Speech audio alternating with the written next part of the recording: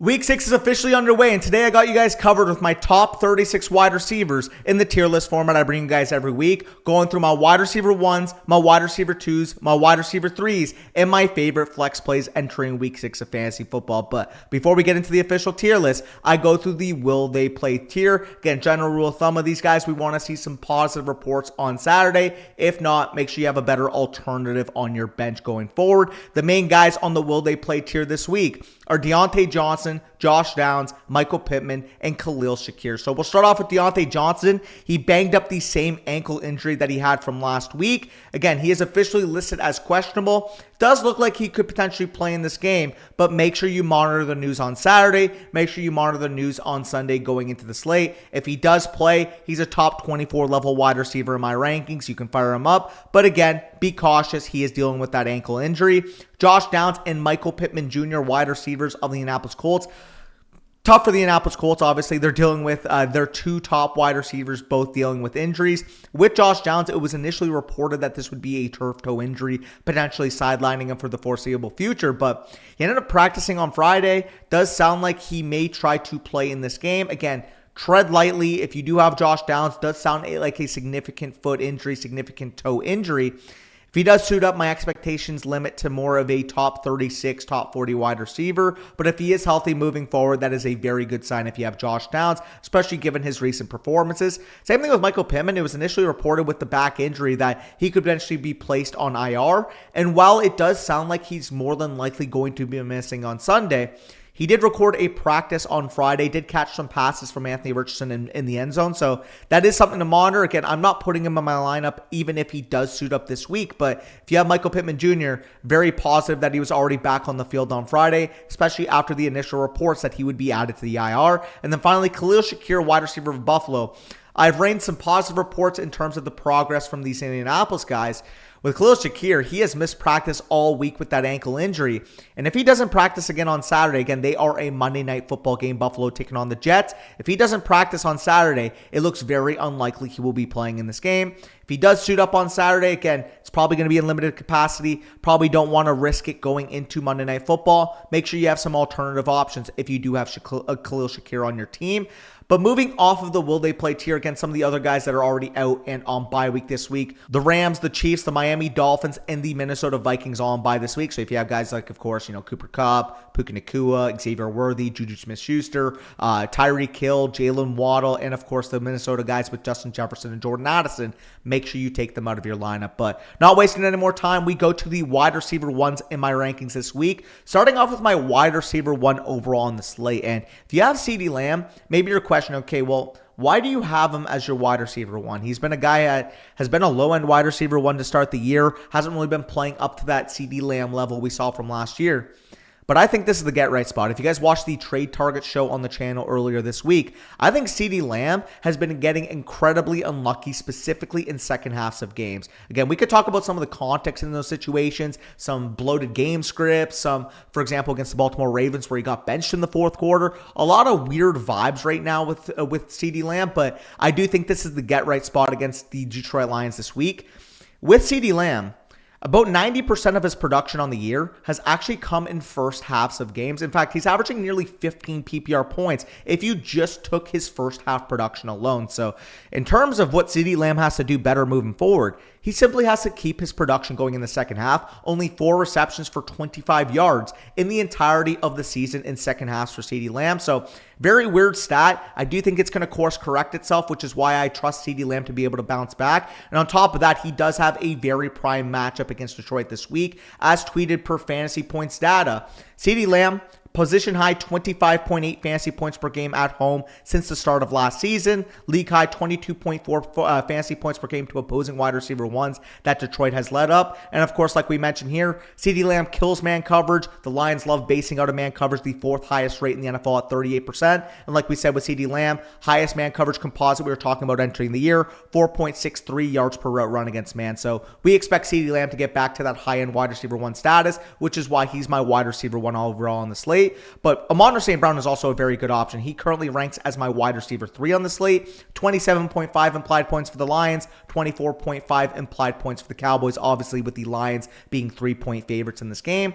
With Amon-Ra St. Brown, he's been almost the inverse of CeeDee Lamb, where with CeeDee Lamb, we know the ceiling's uncapped, but he just simply hasn't been playing his best football. With Amon-Ra St. Brown, I don't necessarily think he has the same type of overall wide receiver 1 ceiling that CeeDee Lamb has, like we saw at the end of last year, but he's been so damn consistent to the point where he's going to be a high-end wide receiver 1 each and every week. This is the guy that in his 4 games played this year has scored over 20 PPR points in 3 of those games. We know, of course, in this matchup, primary coverage from Jordan Lewis, and it's in a matchup where the Dallas defense is without their 2 best edge rushers. So really, the Cowboys are going to have a tough time stopping Detroit. Amon-Ra St. Brown is as involved as any other wide receiver in the league, and I think this is a smash spot for both guys, hence why they're both in my top 3 of my rankings. Sandwiched between them is actually Jamar Chase of the Cincinnati Bengals, and this guy's arguably been playing the best football of any wide receiver in the NFL so far. I mean, the way he's been playing, the way the Bengals offense looks right now, very encouraging if you drafted Jamar Chase in your first round. 25.25 implied points for the Bengals on the road against the Giants this week,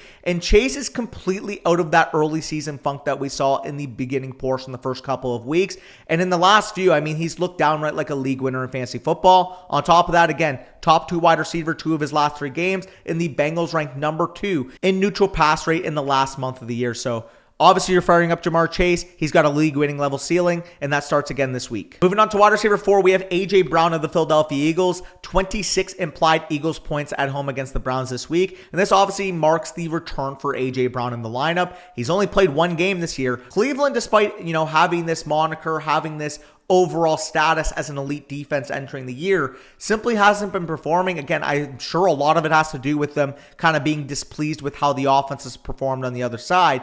But with the Cleveland defense, they haven't looked like the same unit this year. A.J. Brown, we know, like I said, superstar level talent. Very, very good spot for this Eagles offense. A.J. Brown's got to be considered a high-end wide receiver 1 until he proves that he is not. And then wide receivers 5 and 11 for me, respectively, actually both play in the same game. Jaden Reed of the Green Bay Packers and Marvin Harrison Jr. of the Arizona Cardinals. This game, 26.5 implied points for the Packers, 21 implied points for the Cardinals this week on the road against Green Bay. Again, Packers, we know what the offense is looking like. I've been singing their praises for the last few weeks. This is potentially one of the most exciting games of the entire slate. And with Jaden Reed, he has been absolutely special with Jordan Love in the lineup. Like I said, Green Bay offense performing at a very high level. And Jaden Reed gets this Swiss Army, Deebo Samuel-like usage to pay off in more ways than one. On the flip side, like I said, Marv has a more difficult matchup with potential shadow coverage against Jair Alexander, but Jair Alexander is still recovering from the injury. He is listed as questionable with the groin injury that caused him to miss last week's game. We will be monitoring that status, assuming Jair Alexander, whether he is out, obviously big bump for Marvin Harrison Jr., but even if he does suit up in this game, he will be hampered by that groin, and Marvin Harrison Jr. is the type of wide receiver that can beat him deep if he is hampered by, like I said, that groin injury. Number 6 wide receiver, and I am so happy to be able to put him up this high in my rankings, but we got Drake London, wide receiver of the Atlanta Falcons, 26.5 implied Falcons points on the road against Carolina this week.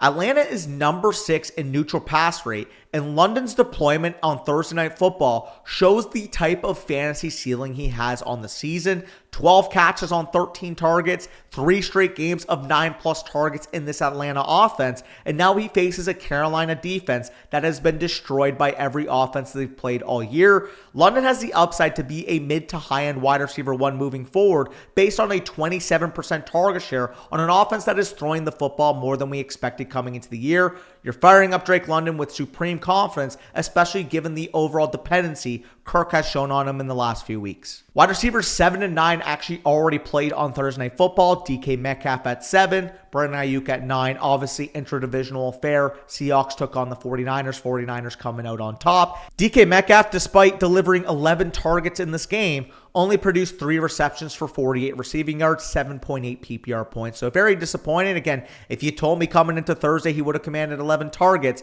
I would have been fine with that wide receiver 7 overall ranking. Fortunately for DK, didn't have the greatest game in his own right. With Brandon Ayuk, same type of story. 4 targets that he only converted into 2 receptions for 37 yards. Even worse than DK Metcalf. DK Metcalf, of course, like I said, 7.8 points. Brandon Ayuk only delivered 5.7 PPR points in your lineup. maybe with hindsight, I should have ranked Deebo Samuel above Brandon Ayuk, but I really did think after what we saw last week, Brandon Ayuk was on the trajectory up moving forward. Unfortunate for Brandon Ayuk, looking back like he did in the first few weeks of the year, he's going to be a hard analysis moving forward. But moving on to wide receiver 8, and speaking of guys that really got back on track last week, Garrett Wilson was absolutely phenomenal in that game, especially when it comes from a fantasy perspective. We can talk about his real life performance. For fantasy, that is the type of usage we want to see. Does have a relatively difficult matchup going to play the Buffalo Bills at home Monday Night Football, but when we're looking at the overall involvement he had in this game, a 23 target game against the Vikings where he was used as an alpha superstar level wide receiver in that game. That is exactly what we want to see moving forward. This is a tougher matchup, like I said, but if he's going to keep commanding this type of volume, I have no choice but to rank him as a wide receiver 1 in fantasy. Like I said, 31% of the targets on the year, 44% targets in that game. I'm really excited for Garrett Wilson, especially if you drafted him at that 1-2 turn to really deliver on that sticker price. Moving on to my wide receivers 10 and 12, and I'm going to group them together because both have, oddly enough, very identical profiles. But Chris Godwin, wide receiver of the Tampa Bay Buccaneers, Stephon Diggs, wide receiver of the Houston Texans, both are main slot targets on their team, both on the road this week, both implied for 22.5 for the Tampa Bay Buccaneers with Chris Godwin and 22 points for the Houston Texans on the road against New England. And I'll start with Chris Godwin. Again, he is currently the wide receiver 8 on the season. And with Evans facing potential shadow coverage from Marshawn Lattimore, I think this is another game script for him to potentially have a monster fantasy performance. Devontae Smith, CeeDee Lamb, most recently Juju Smith-Schuster. The Saints have ceded fantasy points to the slot wide receiver position this year. On the flip side with Stephon Diggs, like I said, going up against New England, we know Christian Gonzalez will more than likely shadow Tank Dell on the outside, and Stephon Diggs has a 22% target share on the year. No Nico Collins in the lineup. Maybe that even jumps up to the high 20s, which would make Stephon Diggs a locked-in top 15 wide receiver moving forward. Chris Godwin's already there, but with Stephon Diggs, with Nico Collins out of the lineup, there's a true opportunity for him to be the alpha on this team. But you need to start these guys like I mentioned at the top. Now let's spend some more time breaking down wide receivers 13 to 36. But before I get into these wide receivers, there is one of two ways you can get our rankings moving forward. Weekly Rankings Manifesto, the biggest resource you can have for your 2024 fantasy football seasons. Like I said, one of two ways to get it. First way, Underdog Fantasy, promo code FSC. If you sign up and first deposit at least $10, make one play on the site, you will have access to our Weekly Rankings Manifesto for the rest of the season. And of course, the other way, flockfantasy.com, promo code FSC. 30% off any site-wide package, as well as a 7-day free trial with promo code FSC. Make sure you check those out. Again, Weekly Rankings Manifesto, the best tool for your fantasy football seasons. But we move on to wide receiver 13 on the week for me, and we start off with a guy that actually already played on Thursday night. My wide receiver 13 was actually Deebo Samuel of the San Francisco 49ers. Unfortunately, I ranked him as the number 2 on the Niners wide receivers going into the week. He's the one with the big-time performance. If you had Deebo Samuel on Thursday, 5 targets, 3 receptions, 102 receiving yards, and a receiving touchdown, on top of giving you 15 rushing yards in this game. 20.7 PPR points, exactly what you wanted to see if you had Deebo Samuel in your lineup on Thursday. Wide receiver 14 for me is T. Higgins of the Cincinnati Bengals. And obviously, I already talked about Jamar Chase, arguably playing his best football of his career. He is my wide receiver 2 on the slate. You can make the case that T. Higgins has actually gotten better usage than Jamar Chase so far since he's come back from his injury, out-targeting him, higher overall share of the air yards. Like T. Higgins, again, that's not to take a slight at Jamar Chase, because obviously we know Chase, high-end wide receiver 1, yards after catch that he brings to the table. It just goes to show you that T. Higgins has a higher ceiling than people want to anticipate. People see the wide receiver 2 tag next to his name, but he's getting wide receiver 1 level usage right now. Like I mentioned, advantageous matchup, Sunday Night Football against the Giants.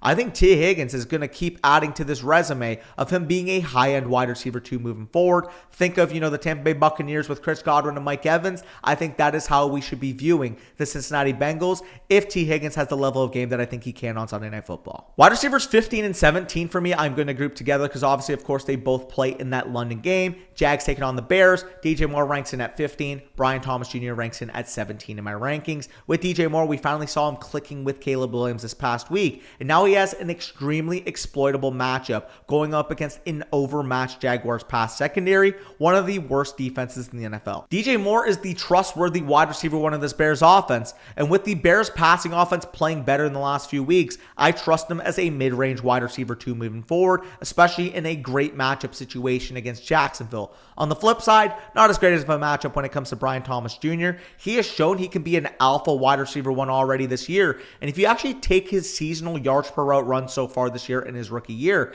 he actually outpaces every single other rookie wide receiver. Brian Thomas, like you guys can see this tweet from Scott Barrett, 2.76 yards per route run, outranking Puka Nacua, Justin Jefferson, Malik Neighbors, Jamar Chase, A.J. Brown. He is that level of talent. He has shown, again, he was my wide receiver 4 entering the year, entering the NFL draft cycle after Marvin Harrison Jr., after Rome Odunze, after Malik Neighbors. And I would say, other than maybe Malik Neighbors, Brian Thomas Jr. has played better than any other rookie wide receiver this year. Again, a tough matchup against a good Bears defense. But if Brian Thomas Jr. passes this test and has another, 18 plus, 20 plus PPR point performance, I think we might have to start considering him as a wide receiver 1 rest away. Devontae Smith comes in at 16. Again, like I mentioned with A.J. Brown, 26 implied points for the Eagles this week against Cleveland. And I mentioned that Cleveland's defense has been disappointing to start the season. Again, a lot of it has to do with their pessimism with their overall offense, not really giving up the overall effort like we saw last year. But when we have members of the Philadelphia Eagles offense, we're not complaining. And with Devontae Smith, he has the wide receiver kingmaker role, slot wide receiver role in a Kellen Moore offense. Obviously, I've already cited this before. CeeDee Lamb, Keenan Allen, big beneficiaries of this offense in the past. I do question what his overall target share will look like with A.J. Brown on the field, but with that being said, the role is too good, the offensive projection is too good to have Devontae Smith any lower than a mid-range wide receiver 2. And then finally, Mike Evans comes in as my wide receiver 18. I talked about his potential shadow matchup against Marshawn Lattimore when I went through Chris Godwin, but Mike Evans is just simply too good to have lower than a mid-range wide receiver 2. In his last 22 games, he has scored 18 touchdowns. Is it concerning that Marshawn Lattimore has a history in the past of slowing down Mike Evans? Absolutely. But 18 touchdowns in 22 games is too much touchdown equity in a 22.5 implied point offense to have lower than wide receiver 18, in my opinion. Moving on to the low-end wide receiver 2s, we'll start off with arguably the game of the week here. Wide receiver 19 and 20 for me, respectively, are Zay Flowers of the Baltimore Ravens and Terry McLaurin of the Washington Commanders. Again, very, very good game environment. 29 implied points for the Ravens at home. 22.5 implied points for the Washington Commanders on the road this week. We'll start off with Zay Flowers. Again, like I said, potential game of the week. Obviously, very, very good if you have pieces of this game overall. With Zay Flowers, he showed last week that he is the clear alpha wide receiver for this team. And in games where they're just simply not able to run it all game like they did against the Dallas Cowboys and the Buffalo Bills, Zay Flowers does have a fantasy football ceiling. Again, we saw it against the Bengals, overtime game, 41-38. Washington is the type of offense that can cause the Ravens problems on the back end, like we'll talk about with Terry McLaurin, to the point where, simply put, Baltimore will need to throw the football. They can't just run the ball all game with Derrick Henry and beat the Washington Commanders, because we know Washington will create explosives on the other side. So with Zay Flowers, again, he's a volatile play on a week-to-week basis, knowing how good the Ravens are at running the football. But if they do pass, we know Zay Flowers is an absolute alpha in this offense. Same thing goes for Terry McLaurin. He is the alpha of the Washington Commanders offense. And like I said, this is the game environment that we want. Second highest over-under of the entire slate. And Terry McLaurin has been a top 20 wide receiver in fantasy each of the last 3 weeks. I expect it to continue. Like I said, Baltimore is a very pass funnel defense. You can't really run it on them well. You do have some success throwing the football, and I expect that to be the case for Washington's offense this week. And I mentioned the Cleveland Browns offense a little bit when I was talking about the Eagles' projections on why the Browns defense has been playing so bad this year. Amari Cooper, I understand. You're going to see 16.5 implied points. You're going to see overall the volatility he's shown on a week-to-week basis. You're going to point to me, well, Danny, Deshaun Watson looks horrific. Like, how are you trusting Amari Cooper as a top 24 wide receiver in your lineup, even despite Deshaun Watson's struggles? Because the guy's commanding wide receiver 1 level usage and has the single easiest matchup against opposing secondaries this week against the Eagles. I understand it. The peripherals are too good to have Amari Cooper low in this. I want to rank him, wide receiver 38, because that's what he's been giving you all year. But when you look at the target share, when you look at the matchup, This is a get-right spot for Amari Cooper. Again, I understand your cause of concern if you've been playing Amari Cooper every week and he has been disappointing in your lineup. This last straw. If he does not perform in this ideal circumstances this week against Philadelphia, I don't know when he will as a member of the Cleveland Browns. Again, maybe at that point, your hope is he does get traded to a contender like the Kansas City Chiefs. And Chris Olave comes in as my wide receiver 22 this week, 19 implied points for the Saints at home against Tampa. Big news, Derek Carr already ruled out without oblique injury. And quietly, Chris Olave just hasn't been playing at the level we saw last year. He's actually been out-targeted by Rashid Shaheed on the year. But like we'll get into with Shaheed in a little bit, Shaheed's coming into this game banged up. Rattler already got on record to say he will hyper-target Chris Olave in this game. We don't know how much substance to take away from that, but what that tells me is that Chris Olave we know is a natural separator. We expected coming into the year that he would be the wide receiver 1 for this team in terms of usage. Hasn't really materialized with how good Shaheed has been.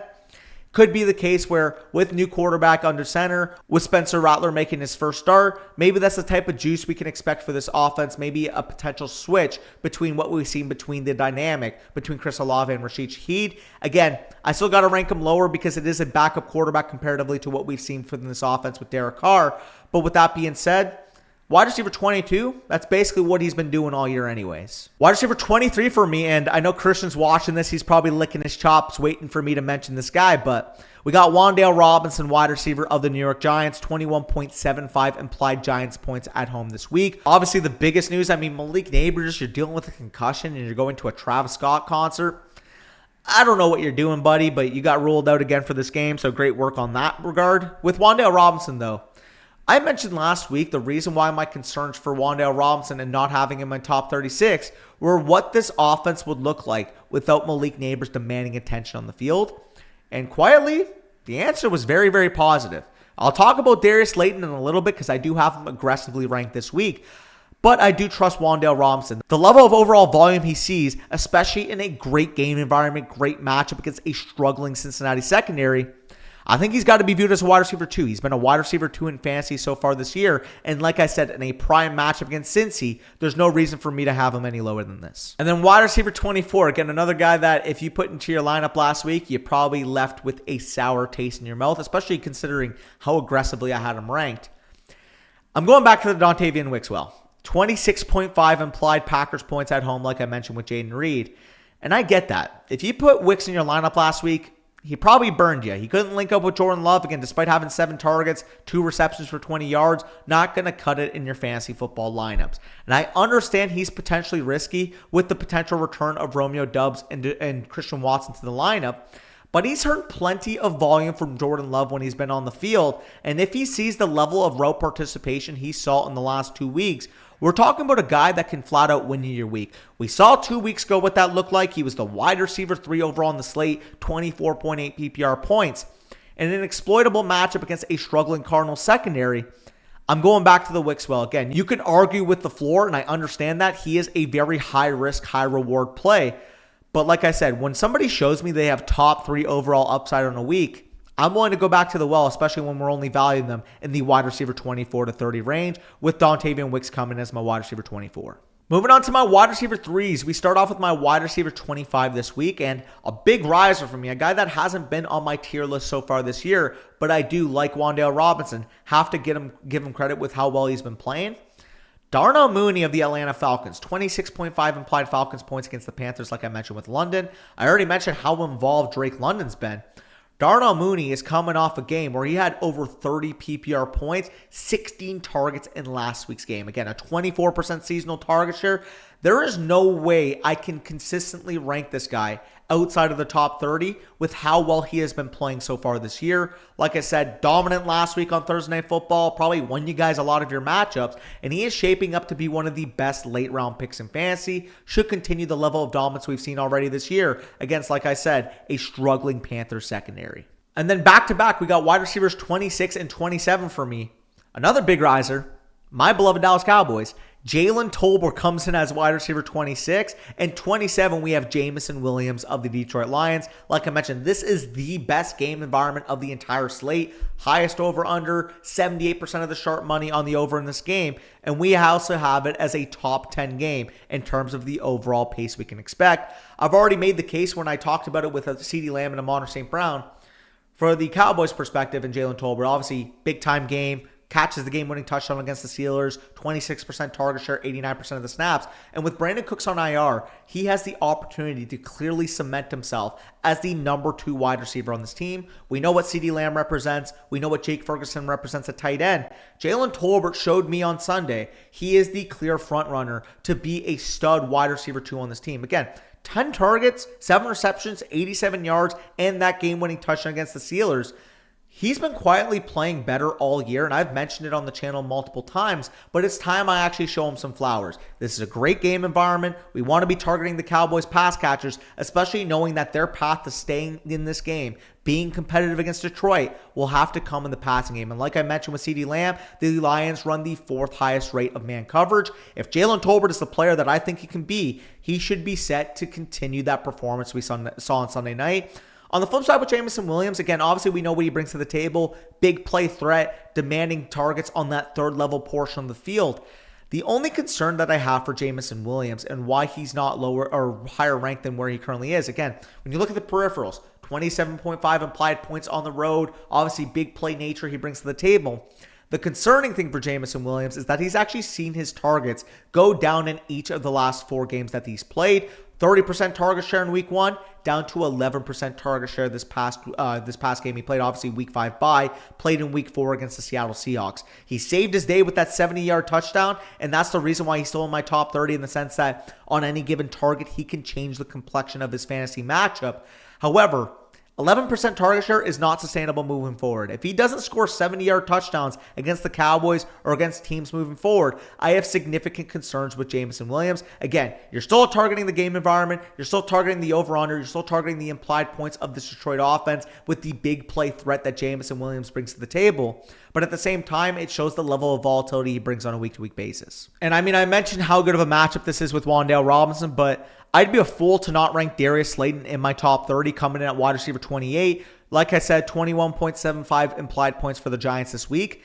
Darius Slayton took on the Malik Neighbors role last week. Again, the reason why I can't rank him over Wan'Dale is Wan'Dale's shown it across the full year, whereas Darius Slayton only showed it in 1 week. Maybe that was a skewed sample, but at the same time, it is too alluring not to have him in your lineups when you see that he had a 37% first read target share in week 5 as per Jacob Gibbs. Like I said, he was basically playing the Malik Neighbors role. 35% target share, over 25 PPR points, making plays down the field. And like I said, the Bengals struggle to cover wide receivers on the year so far. We know what their offense can bring to the table on the other side.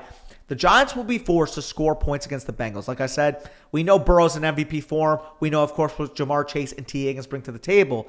Like I said, at home, if the Giants want to keep competitive, they will need to exploit the Bengals secondary like every other team has done this year. And Darius Slayton, with what he showed last week, I am confident can be able to do that. Again, Darius Slayton, if you picked him up on waivers with the expectation that you probably got him cheap maybe because people were expecting Malik Neighbors back, you got a top 30 wide receiver in your rankings this week, my 28. And then Rome Odunze comes in as my wide receiver 29, another member of that London game, Jaguars going up against the Bears. With Rome Odunze, I mean, we're going back to the well here. He showed the level of involvement last week. We obviously know that this is an extremely exploitable matchup, like I mentioned with DJ Moore.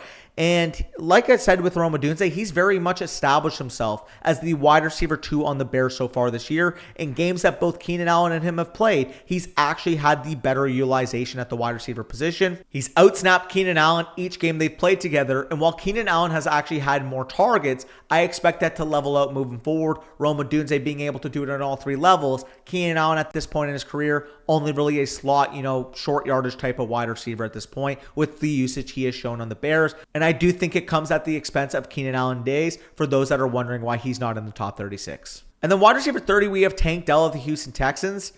I should rank him higher, man. Like the thesis coming into the year was that the Texans offense going to be firing. If one of the big 3 wide receivers were out, the other 2 would see significant upticks. And like you guys already saw, Stephon Diggs is my wide receiver 12. I trust him with full capacity.